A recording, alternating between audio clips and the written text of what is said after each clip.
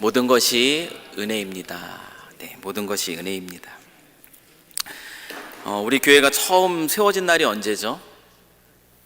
우리 교회가 처음 이곳에 세워진 날은 2003년 3월 30일입니다. 네, 오늘이 2025년 3월 30일이요.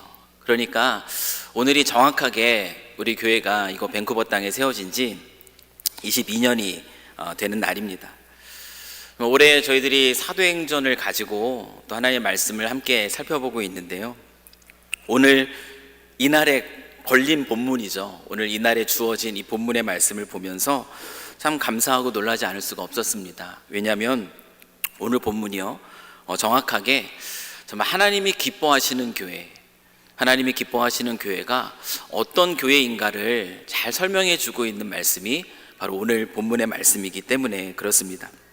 오늘 이 시간에 오늘 본문의 말씀을 살펴보면서 우리가 하나님이 기뻐하시는 교회가 어떤 교회인가, 우리 교회가 이 창립 감사 예배를 드리면서 그저 지나온 과거에 대해서 감사하고 끝나는 것이 아니라 돌아보면서 앞으로 우리 교회가 어떤 길을 걸어가는가, 제대로 지금 그 길을 걸어가고 있는가를 한번 점검해보는 그런 시간이 되기를 이 시간 간절히 소망합니다. 하나님이 기뻐하는 교회, 여러분, 하나님이 기뻐하는 교회는 어떤 교회일까요?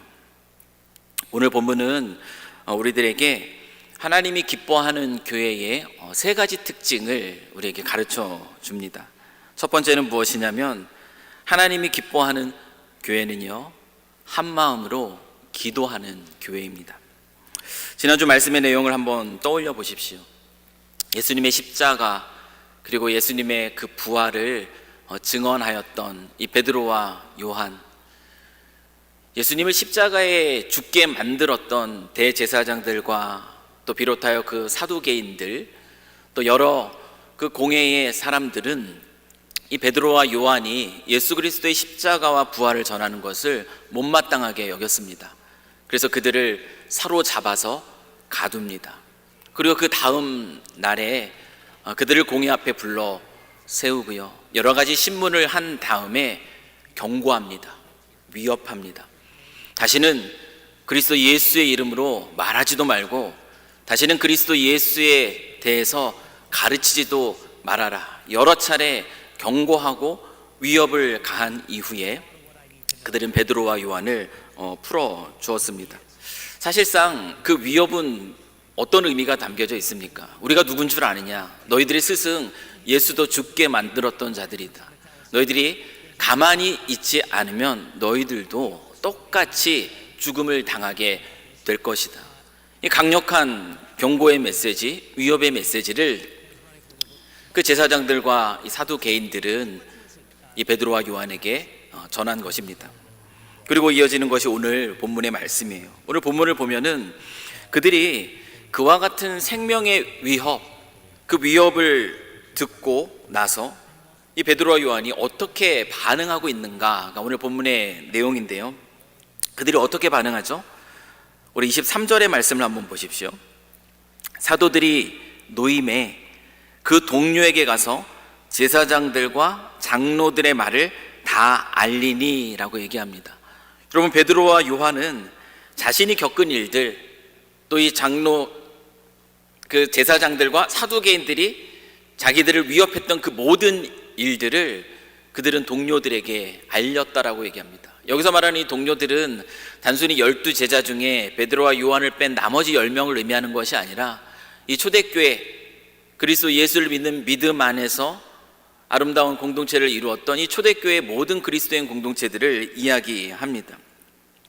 그러자 당시에 이 초대교회 믿음의 공동체, 이 베드로와 요한의 그 이야기를 듣고 난 그들이 어떻게 반응하는지 우리 한번 24절의 말씀을 한번 같이 읽으면 좋겠습니다. 24절의 말씀입니다.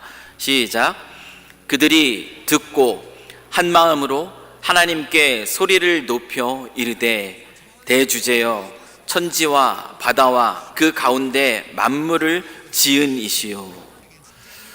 이런 박해의 위협을 들었던 이 초대교회 믿음의 공동체, 여러분, 이 초대교회 믿음의 공동체가 어떻게 반응하고 있는가, 오늘 말씀을 보면은 굉장히 놀랍습니다. 그들은 이제 박해가 임박한 그런 상황이잖아요. 그 상황 속에서 어떻게 이런 일들이 일어날 수 있을까? 마치 이스라엘의 예전 출애굽한 공동체가 정탐을 갔다가 그곳에서 그 강한, 그들이 이길 수 있을 것 같은 그 장대한 민족들에 대한 보고를 듣고 나서 울며 불며 하나님을 원망했던 그 모습, 어쩌면 이런 모습이 나타날 수 있을 거라고 생각하기 쉬운데, 초대교회 공동체의 모습은 그렇게 반응하고 있지 않다라는 거예요. 그들은 오히려 한 마음이 되었다고 얘기해요. 한 마음이 되어서, 그리고 어떻게 했는가라고 얘기하냐면 소리를 높였다라고 해요. 소리를 높였다라는 게 무엇이죠? 기도했다라는 겁니다. 간절히 기도합니다. 여러분, 그들이 그 소식을 듣고 나서 간절히 한 마음으로 하나님께 기도합니다. 여러분, 그들의 기도의 응답이 어떻게 나왔는가 한번 보십시오. 그들의 기도 응답은 4장 31절에 나타나고 있는데, 빌기를 다음에 모인 곳이 진동하더니 무리가 다 성령이 충만하여 담대히 하나님의 말씀을 전하니라. 여러분, 그들이 한 마음으로 함께 소리를 높여서 간절히 하나님께 기도하였더니 그 기도의 결과가 어떻게 나타나고 있는가 하면 성령 충만으로 나타났다라고 얘기하고 있어요. 여러분, 성령으로 충만해졌다라는 것의 의미가 무엇입니까? 여러분, 성령으로 여러분이 성령 충만함을 느낄 때 여러분, 성령 충만이 무엇을 의미하겠어요? 괜히 기분이 좋고 막 신나고 이것이 성령 충만일까요? 이 성령 충만하다라는 것은 무엇이냐면 내 마음속에 인간적인 생각, 내 마음속에 인간적인 뜻, 이것이 아니라요, 내 마음이 무엇으로 가득 차 있다라는 것이냐면 바로 하나님의 생각, 하나님의 뜻, 이것이 나의 인간적인 생각과 뜻을 밀어내고 가득 충만하게 차 있는 상태, 이것이 바로 성령으로 충만함을 말합니다. 이 성령으로 충만한 것, 여러분, 기도라는 것이요, 무엇이죠? 주문이 아닙니다. 뭔가 이루기 위해서 한번 간절하게 부르짖고 나면 하나님이 그 행위를 보고 우리에게 무엇을 가져다 주는 주문이 아니에요. 기도는 하나님과의 소통입니다. 하나님과의 교제이고 하나님과의 사귐입니다. 목소리를 높여서 간절하게 하나님과 소통하는 그 자에게 나타나는 당연한 반응은 무엇이냐면 하나님으로 채워지는 거예요. 하나님의 생각이 나의 생각을 내려놓게 하고 하나님의 뜻이 나의 마음을 새롭게 하는 것, 여러분, 이것이 성령 충만함이에요. 이 성령 충만함 가운데 이 초대교회 성도들은요, 그 두려움의 소식을 듣고 나서 원망 속에 울고 불었던 것이 아니라 그 두려움의 소식 앞에 하나님께 간절히 기도하는 가운데 그들이 얻었던 것이 무엇이냐면 담대함입니다. 하나님이 그들을 감싸고 있으니 담대할 수밖에 없어요. 담대하게 되었고요, 그 담대함 속에 하나님을 신뢰하고 더욱 신뢰하는 가운데 두려워하지 않고 그리고 하나님의 말씀을 계속 전하게 됩니다. 여러분, 사실 그들의 기도 제목이 무엇이었는가 하면은 하나님의 말씀을 담대하게 전하는 일을 계속하게 해주실 힘을 달라는 것이 바로 그들의 기도 제목이었어요. 사랑하는 성도 여러분, 교회라는 곳, 우리가 교회를 이루고 있어요. 그리고 우리가 함께 이곳에 교회로 모여서 또 하나님을 예배하고 있는데, 여러분, 교회라는 것이 어떤 곳이죠? 교회의 본질이 무엇인가? 이사야서 56장 7절 말씀을 보면은 여호와 하나님께서 교회를 이렇게 정의합니다. 여러분, 교회는 내 집은 만민이 기도하는 집이다. 여러분, 만민이 기도하는 집이 바로 교회예요. 사랑하는 주의 백성들이 함께 와서 기도 속에서 하나님과 사귐이 있고 교제가 이루어지는 자리가 바로 교회입니다. 여러분, 교회는 기도하는 집이에요. 이곳에서 하나님을 바라보고 하나님의 뜻으로 우리의 모든 생각들을 채우는 자리가 바로 교회라는 것이에요. 이 마태복음 16장 18절 말씀을 보면은 예수님은 베드로에게요, 교회에 대해서 말씀을 하시는데, 교회에 대해서 가르치면서 음부의 권세, 여러분, 음부의 권세가 무엇이죠? 다시 말하면 교회를 무너뜨리려고 하는 악한 세력을 말합니다. 악한 마귀가 대표적이겠죠. 이 음부의 권세는 교회를, 주님의 교회를 결코 이길 수 없다, 무너뜨릴 수 없다라고 얘기하고 계세요. 그런데 여러분, 이 교회의 승리, 이 교회를 무너뜨리는 악한 세력으로부터 교회가 굳건하게 서게 되는 이 승리는 어떻게 주어지는가? 그 승리는 어떻게 주어지냐면, 이 교회의 승리는요, 그냥 얻어지는 것이 아닙니다. 그냥 주어지는 것이 아니에요. 교회의 승리는 교회의 기도로 말미암아 주어지는 것입니다. 기도는 이 초대교회 성도들이 마주한 이 박해의 현실 앞에서 그들의 너무나 자연스러운 반응이었습니다. 그들이 어떻게 기도합니까? 박해의 소식 앞에서 그들은 전능하신 하나님, 천지를 만드시고 창조하신 그 하나님을 기억합니다. 그리고 그 이름을 부르면서 그 전능하신 하나님께 자기의 삶을 올려드리고 있어요. 그리고 그들이 고백하는 하나님은 어떤 하나님인가 하면은 전지하신 하나님이에요. 모든 것을 다 아시는 하나님입니다. 교회이기 때문에 악한 세력으로부터 공격받을 수밖에 없는 상황에 있다라는 것을 알고선 미리 말씀해 주신 그 하나님, 이 모든 것이 다 이미 하나님이 알고 계시는 것이죠. 이 전지하신 그 하나님, 그 하나님께 이 모든 것들을 또 맡기면서 그들은 기도하는 것이에요. 그들이 어떻게 기도하는가? 함께 기도합니다. 한 마음으로 기도합니다.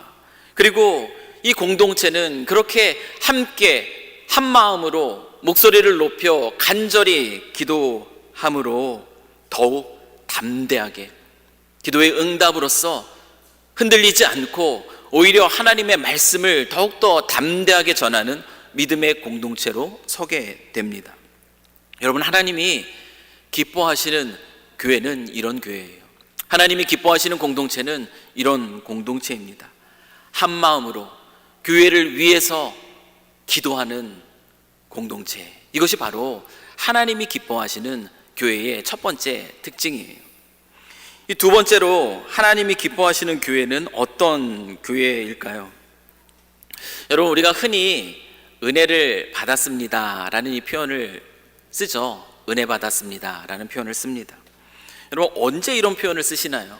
한번 생각해 보세요. 여러분은 언제 은혜 받았다, 은혜 받았습니다 이런 표현을 쓰십니까? 때로는 우리가 쓰는 이 표현이 잘못된 경우에 사용될 때가 참 많이 있습니다. 어떤 경우가 잘못된 경우인지 일일이 다 나열하기는 어렵습니다. 대신에 어떤 것이 은혜를 받았다라는 것의 바른 의미인가를 우리가 먼저 아는 것이 아마 더 도움이 될 것이에요. 여러분, 은혜는 헬라어로 카리스라는 단어인데요, 여러분, 이 카리스라는 단어에 담겨져 있는 그 의미를 종합해 보면은 은혜라는 것은 결국 무엇을 말하는가 하면은, 은혜는 자격 없는 이에게 값없이 베풀어지는 하나님의 호의, 하나님의 선물이라고 종합해서 설명할 수 있습니다. 다시 말씀드릴게요. 은혜라는 것은 자격 없는 이에게 값없이 베풀어 주시는 하나님의 호의 또는 선물입니다. 여러분, 그렇다면 어떤 것이 은혜겠어요? 자격 없는 자에게 값없이, 대가 없이 그냥 베풀어지는, 주어지는 하나님의 호의, 그 선물, 그 내용이 무엇이겠습니까? 하나님이 나 같은 자를 택해 주셔서 당신의 자녀로 삼아 주셨다라는 것.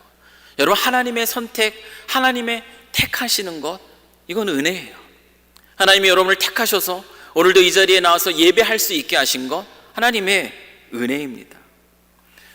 죄로 인해서 심판받을 수밖에 없는 나를 택하셔서, 그리고 무엇까지 주셨냐면 구원, 죄사함의 구원을 허락해 주셨다라는 것. 여러분, 이것이 은혜입니다. 나를 사랑하시는 그 하나님께서 나에게 죄사함과 구원의 은혜를 주셨어요. 뿐만 아니라 그 하나님, 그 전능하신 하나님, 모든 것을 아시는 하나님이 나의 삶을 인도해 주신다라는 것, 나를 지키시고 나를 돌보신다라는 사실, 여러분, 이것 무엇이죠? 이것이 바로 또한 은혜입니다. 여러분, 제가 말씀드린 이 내용들을 잘 담고 있는 것이 바로 무엇이냐면 복음의 메시지예요. 제가 지금까지 왜 은혜에 대한 이야기를 말씀드렸는가 하면은 사도행전 4장 33절의 말씀을 한번 보십시오. 사도들이 큰 권능으로 주 예수의 부활을 증언하니 무리가 큰 은혜를 받아라고 얘기하고 있어요. 여러분, 하나님이 기뻐하시는 교회의 두 번째 특징이 여기에 있습니다. 여러분, 하나님이 기뻐하시는 교회는 어떤 교회인가 하면은 예수 그리스도의 십자가의 복음, 예수 그리스도의 이 부활의 복음, 그것이 우리 안에 이루어진 사실, 여러분 이걸 한마디로 하면 복음이라고 하는 것이에요. 복음입니다. 이 기쁜 소식, 이 복음의 메시지, 그 메시지가 들려지고 그 메시지를 듣고 그것으로 큰 은혜를 받는 교회, 다른 어떤 것이 아니에요. 다른 어떤 것들 때문에 은혜를 받는 것이 아니라 오직 십자가, 부활, 그 복음의 메시지를 통해서 큰 은혜를 받는 그 교회가 정말 하나님이 기뻐하시는 교회에 있는 겁니다. 다른 것에 시선을 빼앗기지 않는 거예요. 다른 엉뚱한 것으로 이게 은혜 받았습니다라는 것이 아니라 오직 선명한 십자가의 복음 앞에 은혜 받는 그 교회가 하나님이 기뻐하시는 교회라는 것이에요. 아무런 자격 없는 나를 택하시고 그런 나에게 사랑을 베푸사 죄사함과 구원을 허락하여 주시고 그런 나를 그냥 내버려 두지 않고 이 세상 속에서 끝까지 돌보시고 또 지키시는 가운데 인도하신다는 사실, 그 사실을 기억하면서 하나님께 찬양하지 않을 수 없고 하나님께 감사하지 않을 수 없는 성도들이 함께 모여있는 교회, 그 교회를 하나님이 기뻐하신다라는 거예요. 여러분, 은혜라는 것은요, 사람이 줄 수 있는 것이 아닙니다. 은혜는 자격 없는 자에게 값없이 베풀어 주시는 하나님의 호의잖아요. 이 은혜라는 것은 오직 하나님만이 주시는 거예요. 그래서 여러분, 우리가 은혜 받았다라고 하는 사람들의 시선은 어디에 있는 줄 아십니까? 우리가 어떻게 은혜를 받는 줄 아세요? 우리의 시선이 하나님께 고정되어 있는 분들은요, 은혜 받는 거예요. 그런데 우리의 시선이 하나님으로부터 멀어져 있으면 아무리 좋은 말씀, 아무리 좋은 찬양, 아무리 좋은 것들을 우리에게 준다 할지라도 우리는 결코 그곳에서 은혜를 받을 수 없습니다. 감격, 감동은 있을 수 있어요. 그러나 은혜는 아닙니다. 오늘 본문에 나오는 초대교회 성도들은요, 다른 어떤 것이 아니라요, 복음의 메시지를 들으면서 큰 은혜를 받았다라고 얘기하고 있어요. 그들의 관심이 어디에 있었는가? 그들의 관심이 자기 자신에게 있는 것이 아니에요. 그들의 관심이 오직 하나님께만 있었음을 보여주는 아주 중요한 증거입니다. 하나님이 기뻐하는 교회는요, 이처럼 복음의 메시지, 우리에게 주어진 이 복음의 메시지 앞에서 큰 은혜를 받는 교회, 그 교회가 바로 하나님이 기뻐하는 교회의 두 번째 특징입니다. 마지막으로 하나님이 기뻐하시는 교회는 어떤 교회인가? 오늘 본문의 말씀을 보면은 서로가 서로를 돌아보는 교회, 이것이 바로 하나님이 기뻐하시는 교회임을 우리는 어렵지 않게 찾을 수가 있습니다. 우리 사도행전 4장 32절의 말씀을 보십시오. 같이 한번 읽어볼까요? 시작. 믿는 무리가 한 마음과 한 뜻이 되어 모든 물건을 서로 통용하고 자기 재물을 조금이라도 자기 것이라 하는 이가 하나도 없더라. 여러분, 좀 더 구체적인 설명이 있는데 어떤 이들은요, 심지어 가지고 있던 밭과 가지고 있던 집마저 판 사람도 있다고 합니다. 여러분, 어떻게 이런 일이 가능하겠습니까? 여러분, 이 일은요, 억지로 시켜가지고 강요해가지고 될 수 있는 일일까요? 그렇지 않아요. 이건 억지로 할 수 있는 일이 아닙니다. 강요해서 되는 일이 아니에요. 누가는 그 사실을 우리에게 보여줍니다. 자기 재물을 조금이라도 자기 것이라 하는 이가 하나도 없더라라는 이 표현을 우리에게 들려주므로 이 일이, 이 초대교회 성도들 안에 나타난 이 일이 억지로 아니면 의무로 어떻게 강요해가지고 이루어진 일이 결코 아니라는 사실을 누가는 강조해주고 있어요. 여러분, 우리의 지갑, 여러분이 가진 지갑이 언제 열리죠? 여러분, 언제 열립니까? 요즘에 플렉스라는 단어 많이 쓰는데 여러분 들어보셨죠? 여러분, 플렉스라는 게 뭐죠? 자기 자신의 능력을 자랑하고 싶을 때, 자기 자신을 과시하고 싶을 때 그때 쓰는 단어가 플렉스라는 요즘 쓰는 단어예요. 남들에게 자기 자신을 드러내고 자신을 자랑하고자 지갑을 여는 일에 요즘에 또 젊은 이들이 또 많이 그렇게 한다라고 합니다. 그런 지갑이 열릴 때는 이와 같은 목적을 가지고 열릴 때가 있어요. 어떤 목적, 어떤 숨겨진 의도를 가지고 지갑이 열리기도 합니다. 그런데 이것은 성경에서 말하고 있는 것이 아니에요. 오늘 본문의 말씀을 보면 이 초대교회 성도들의 지갑이요, 여기저기 열리고 있어요. 여기저기 열립니다. 여러분, 그 이유가 무엇입니까? 그 이유는 그걸 통해서 그들이 뭔가를 얻고자 하는 숨은 목적이나 의도가 담겨져 있지 않습니다. 그 이유는 오직 그들이 받은 큰 은혜, 그 은혜에 대한 반응인 것이에요.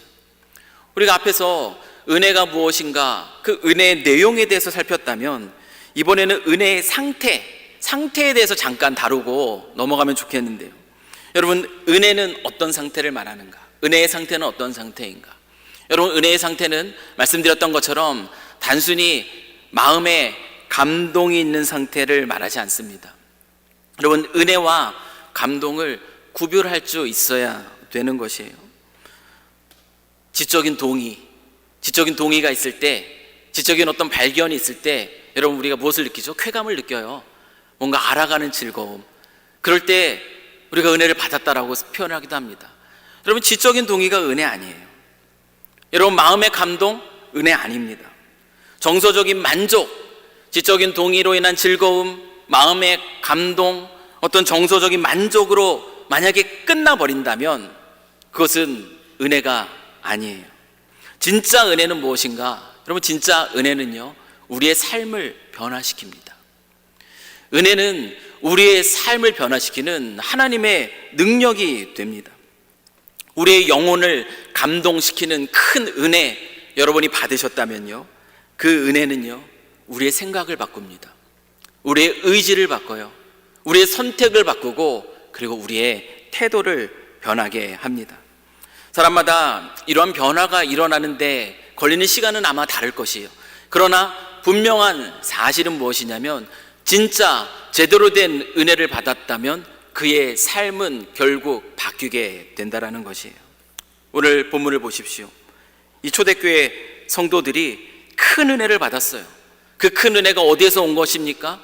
예수 그리스도의 십자가의 복음, 부활의 복음, 그 메시지를 통하여서 자기 자신이 얼마나 큰 은혜를 받은 자인지를 깨닫게 되었습니다. 그들은 복음의 메시지 안에서 큰 은혜를 받았어요. 그 은혜를 받았더니 여러분, 그들의 생각이 바뀝니다. 그들의 생각이 바뀌어요. 어떤 생각이 바뀌죠? 소유에 대한 생각이 바뀌었어요. 소유가 내가 노력해서 내가 얻어낸 내 것이 아니라, 그들은 어떻게 고백하죠? 자기 것이 아니래요. 자기 재물을 조금이라도 자기 것이라 하는 이가 하나도 없었다라고 표현하고 있습니다. 소유에 대한 생각과 여러 가지가 바뀐 거예요. 아, 이것이 내 것이 아니구나. 하나님 다 주신 것이구나. 하나님의 것이구나. 하나님이 맡기신 것이구나 라는 그 생각으로 소유에 대한 개념이 바뀝니다. 그리고 나서 그들의 시선이 달라지는 거예요. 그 시선이 어디로 갑니까? 하나님의 사랑받은 나에게 하나님이 이와 같은 것들을 주셨는데, 그 시선이요, 하나님이 사랑하는 또 다른 영혼들, 주변을 향하게 되는 거예요. 돌봄이 필요한 사람들, 필요가 요청되는 그 사람들에게로 시선이 옮기게 되고요. 그리고 하나님이 주신 것으로, 내 것이 아니고 하나님이 나에게 맡겨진 그것으로. 어떤 일은 좀 넉넉했겠죠. 넉넉했으니까 밭도 팔 수 있었고 집도 팔 수 있었을 겁니다. 주님 주시는 마음, 자기가 힘이 되는 대로 그들을 보면서 하나님이 사랑하는, 그러나 도움이 필요한 이들에게 자기의 것을 나누어 주기를 기뻐했습니다. 그 결과 누가는 무엇을 고백하고 있냐면, 그들 중에 가난한 사람이 없었다라고 얘기합니다. 여러분, 이것은 이 공산주의에서 말하는 부의 절대적인 재분배, 이것을 말하는 것이 아닙니다. 도움이 필요한 이들의 필요가 채워졌다라는 것을 의미합니다. 서로가 서로를 돌아봄으로 그들의 필요를 채워주는 하나님이 기뻐하는 아름다운 교회의 모습, 큰 은혜에 반응함으로 삶의 변화가 일어나는 공동체의 모습을 오늘 성경은 우리에게 그려주고 있는 것이에요. 사랑하는 성도 여러분, 지난 22년간 삼성교회가 오늘날까지 보존되고 있는 이유, 사라지고 없어지는 많은 교회들이 있는데 우리 교회도 뭐 자기 건물이 있는 것도 아니고 렌트로 빌려가지고 예배를 드리고 있는 교회인데 22년 동안 이 교회가 사라지지 않고 없어지지 않고 보존될 수 있었던 그 이유, 여러분 그 이유가 무엇이겠습니까? 그 이유가 무엇이죠? 그 이유는요, 지금까지 22년이라는 시간을 지나면서 이 삼성교회의 몸된 지체로서 있었던 그 수많은 사람들 중에요, 이 교회를 위해서 기도하는 성도들이 있었기 때문에 그렇습니다.